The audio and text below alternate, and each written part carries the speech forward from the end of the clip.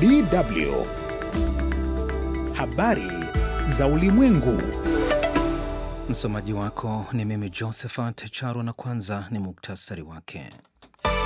Rais wa Urusi Vladimir Putin asema usitishaji vita Ukraine lazima ulete amani ya kudumu. Baraza la usalama la Umoja wa Mataifa kulaani machafuko nchini Syria. Na Umoja wa Ulaya kuwekeza dola bilioni 5 nchini Afrika Kusini. Habari kamili. Moscow.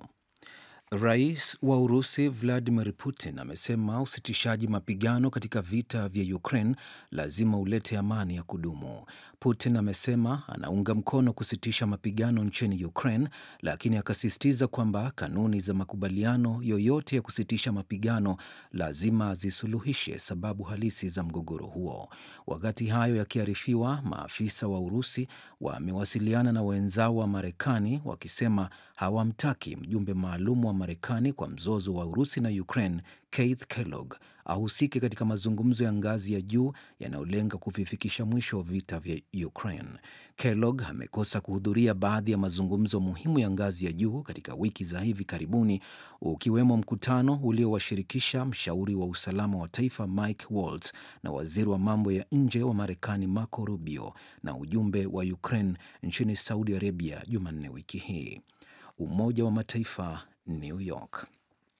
Baraza la usalama la Umoja wa Mataifa limekubaliana kuhusu taarifa inayolaani machafuko mapana katika eneo la pwani la Syria na kuwataka watawala wa mpito kuwalinda Wasiria wote bila kuzingatia kabila wala dini. Wanadiplomasia wamesema taarifa hiyo iliyoandaliwa na Urusi na Marekani inatarajiwa kuridhiwa leo Ijumaa. Taarifa hiyo imetolewa baada ya nchi 15 wanachama wa Baraza la Usalama kukutana katika kikao cha faragha kilichofanyika Jumatatu wiki hii.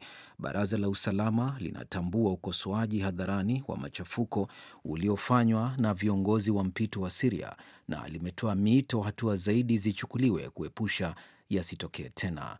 Taarifa ya baraza hilo pia inasisitiza umuhimu wa kukabiliana na ugaidi nchini Syria na inaelezea wasiwasi mkubwa kuhusu kitisho kinachosababishwa na wapiganaji magaidi wa kigeni.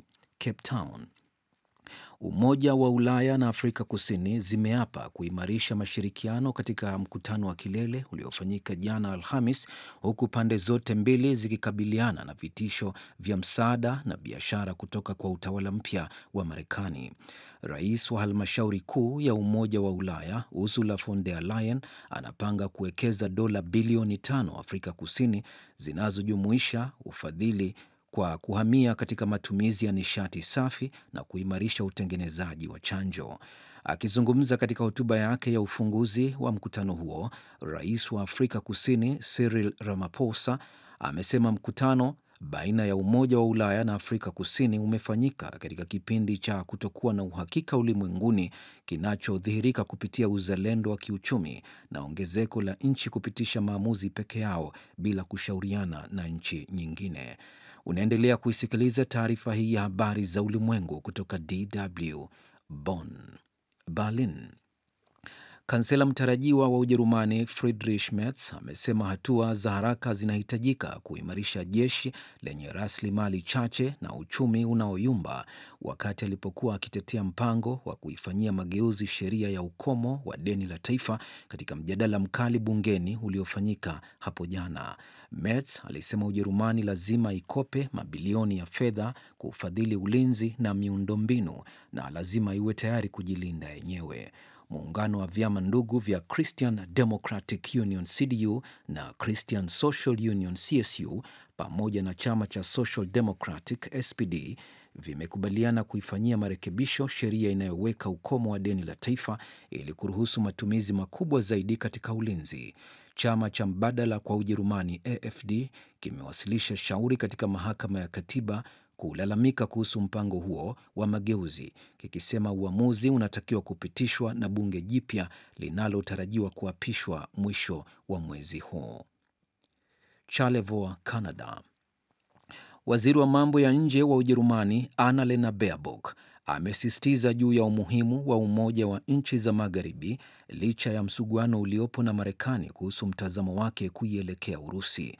Baerbock ameyasema hayo katika mkutano wa nchi zilizostawi kiviwanda duniani za G7 unaofanyika mjini Charlevoix katika jimbo la Quebec nchini Canada. Baerbock amesema muungano wa G7 umekuwa jukwaa muhimu la kuilinda amani ya bara la Ulaya. Akizungumza katika mkutano huo, waziri wa mambo ya nje wa Canada Melanie Joly amezitaka nchi zilizostawi kiviwanda zilenge kutafuta haki na amani ya kudumu nchini Ukraine. Mkutano huo wa siku mbili ulijikita katika migogoro inayoendelea duniani. Geneva. Mkuu wa shirika la Umoja wa Mataifa kwa ajili ya kuwasaidia Wapalestina UNRWA Philippe Lazzarini ametahadharisha kwamba ikiwa shirika hilo litasambaratika, litakinyima elimu kizazi kizima cha watoto na hivyo kupanda mbegu za misimamo mikali zaidi. Akigusia hali ngumu ya ufadhili wa kifedha inayolikabili shirika hilo, Lazzarini ameonya juu ya kitisho halisi cha shirika hilo kuanguka. Lazzarini amelieleza shirika hilo kama chombo muhimu kwa maisha ya wakimbizi karibu milioni 6 wa Kipalestina walio chini ya uangalizi wake katika ukanda wa Gaza, ukingo wa Magharibi, Lebanon, Jordan na Syria. Na hatimaye Lisbon. Ureno itachagua bunge jipya Jumanne wiki ijayo Mei 18 kufuatia kusambaratika kwa serikali ya kiafidhina ya Luis Montenegro ambayo haikuwa na wingi bungeni. Rais wa Ureno Marcelo Rebelo de Sousa aliyasema hayo jana Alhamisi na kuongeza kuwa bunge la sasa litavunjwa. Huu utakuwa uchaguzi wa 3 wa mapema katika nchi hiyo ya kusini magharibi mwa Ulaya tangu mwanzoni mwa mwaka 2022. Uchaguzi ulitakiwa kufanyika mwaka 2028. Rebelo de Sousa alianza mashauriano na viongozi wa vyama vya kisiasa saa 48 baada ya serikali kuanguka katika kura ya kutokuwa na imani nayo. Pia alishauriana na Baraza la Dola ambalo humshauri rais nyakati ngumu za mizozo. Montenegro alitimuliwa na bunge Jumanne jioni kufuatia shinikizo lililozidi kuhusiana na madai ya mgongano wa maslahi yanayohusishwa na biashara ya familia, na yeye mwenyewe anakanusha kufanya makosa yoyote. Na huo ndio mwisho wa taarifa hii ya habari za ulimwengu iliyokujia kutoka DW Bonn.